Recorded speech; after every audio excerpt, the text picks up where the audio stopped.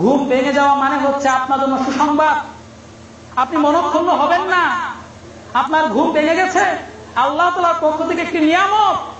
এই নিয়ামতকে বুঝতে হবে।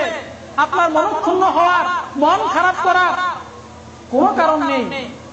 আপনার জন্য রাসূলুল্লাহ সাল্লাল্লাহু আলাইহি ওয়াসাল্লাম সুসংবাদ দিয়েছেন। হতে পারে আল্লাহ তাআলার ইশারায় আপনার ঘুম ভেঙেছে, কিন্তু আপনার এই মেসেজটা জানা না থাকার কারণে আপনি বিরক্ত বোধ করছেন। আল্লাহ রাসূল সাল্লাল্লাহু আলাইহি ওয়াসাল্লাম বলেছেন, বুখারীর হাদিস, মান তাআররা মিনাল লাইল, যে ব্যক্তির রাত্রে বেলা ঘুম ভেঙে গেল, ফাকালা, ঘুম ভেঙে যাওয়ার পর ওই ব্যক্তি বলল, লা ইলাহা ইল্লাল্লাহু ওয়াহদাহু লা শারীকা লাহু লাহুল মুলকু ওয়া লাহুল হামদু ওয়া হুয়া আলা কুল্লি শাইইন কাদির। এক, সুবহানাল্লাহ ওয়ালহামদুলিল্লাহ ওয়া লা ইলাহা ইল্লাল্লাহ ওয়াল্লাহু আকবার ওয়া লা হাওলা ওয়া লা কুওয়াতা ইল্লা বিল্লাহ। ছয়টি বাক্য যে ব্যক্তি পাঠ করলো, এই ছয়টি বাক্য পাঠ করার পর যে ব্যক্তি বলল, আল্লাহুম্মা গফিরলি, হে আল্লাহ তুমি আমাকে ক্ষমা করে দাও।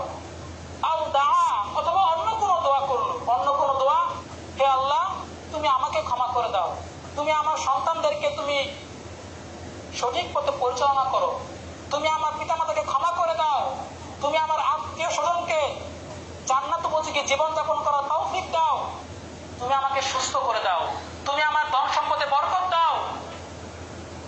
এভাবে যত দোয়াই আপনি করেন না কেন, সব দোয়া সম্পর্কে রাসূলুল্লাহ সাল্লাল্লাহু আলাইহি ওয়াসাল্লামের গ্যারান্টি হচ্ছে মুস্তাজিব আলাহ, তার দোয়াকে কবুল করা হবেই।